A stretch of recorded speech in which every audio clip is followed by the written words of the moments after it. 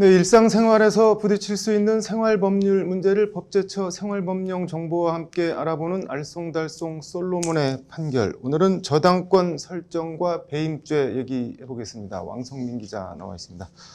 왕 기자, 먼저 어떤 상황인지 설명을 좀 해주시죠. 네, 서울의 아파트 한 채를 소유하고 있는 김무주 씨는 네. 사업 운영이 갑자기 어려워지면서 네.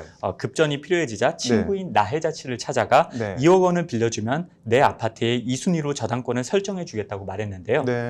친구의 말을 믿은 나 씨는 김 씨에게 현금 2억 원을 빌려줬습니다. 네. 그런데 약속과 달리 김 씨는 5억 원을 빌려준 A은행을 2순위 저당권자로 설정해 버렸습니다. 네. 이 사실을 알게 된 나 씨는 배신감에 김 씨를 배임죄로 고소하려고 하는데 법적으로 김 씨에게 배임죄가 성립되는지 여부가 쟁점이 된 사건입니다. 이게 나 씨 입장에서는 빌려준 돈을 떼일 수도 있는 일종의 뒤통수를 맞은 셈인데 일단 배임죄 법조항은 어떻게 돼 있나요? 네, 형법 제355조 제2항은 네. 타인의 사물을 처리하는 자가 그 임무에 위배하는 행위로서 네. 재산상의 이익을 취득하거나 제3자로 하여금 이를 취득하게 하여 본인에게 손해를 가한 때에는 5년 이하의 징역 또는 1,500만 원 이하의 벌금에 처한다라고 배임죄를 규정하고 있습니다. 네. 조항에 따라 배임죄가 성립하기 위해서는 네. 먼저 대상자가 타인의 사물을 처리하는 사람이어야 하고 네. 그 임무에 위배되는 행위를 해야 하며 네. 이로 인해 자신이 재산상의 이득을 취하거나 타인으로 하여금 이익을 보게 하는 방식으로 손해를 입어야 합니다. 네. 어떻게 보면 상당히 까다로운데 이번 사안에서 핵심 쟁점은 그러면 어떻게 되나요? 네, 이번 사안에서 핵심 쟁점은 돈을 빌린 김 씨가 네. 처리해 주기로 나 씨에게 약속한 근저당 설정이 타인의 사무에 해당하는지 여부입니다. 네. 근저당 설정이라는 사무가 있는데 네. 이게 돈을 빌려준 나 씨가 해야 할, 즉 김 씨 입장에선 타인의 사무가 되느냐, 네. 김 씨가 그 타인의 사무를 처리해야 할 위치에 있는데 이행하지 않았느냐, 네. 이게 핵심 쟁점이 되는 사안입니다. 돈을 빌린 김 씨 어떤 입장인가요? 네, 김 씨는 저당권을 설정해주는 행위는 네. 기본적으로 자기 자신의 업무일 뿐 타인의 사무가 아니기 때문에 네. 형법상 배임죄의 구성요건에 해당하지 않는다고 말했는데요. 네. 구성요건은 형법상 금지되어 있는 행위의 실질을 규정한 법률 요건으로 네. 어떤 행위의 위법성을 판단하기 전에 갖춰야 하는 전제 조건에 해당합니다. 네. 김 씨는 나 씨의 저당권을 설정해주지 않은 행위는 네. 사인 간 이뤄진 채권 채무 관계에서 생긴 문제일 뿐 형사상 배임죄를 저지른 건 아니라고 반박했습니다.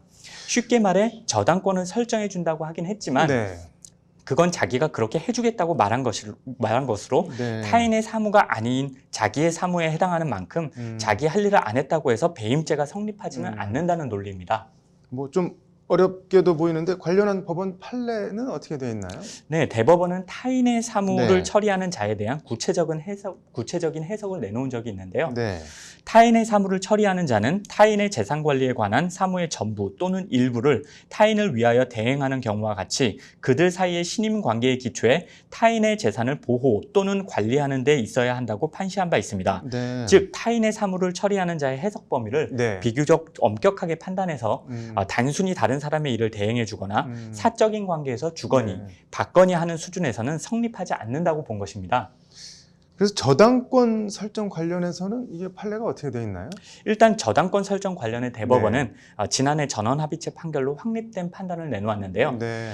채무자가 금전 채무를 담보하기 위해 채권자에게 저당권을 설정할 의무를 부담하게 되었다고 하더라도 네. 예를 들어 채무자가 채권자와의 신임 관계에 기초하여 채권자의 사무를 맡아 처리하는 것으로 볼 수 없다고 판시했습니다. 네. 그럼 김 씨 주장이 맞는 건가요? 이번 사건 관련해서 어떻게 되는 건가요?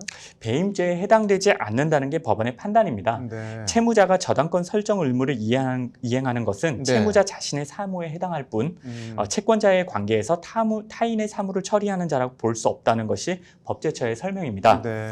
법제처는 네. 채무자가 제3자, 즉 다른 사람에게 아파트에 관한 저당권을 먼저 설정하거나 네. 양도하는 등 담보 가치를 감소, 상실시키는 정도의 위험을 초래하더라도 네. 배임죄가 성립하기는 어렵다고 설명했습니다. 네.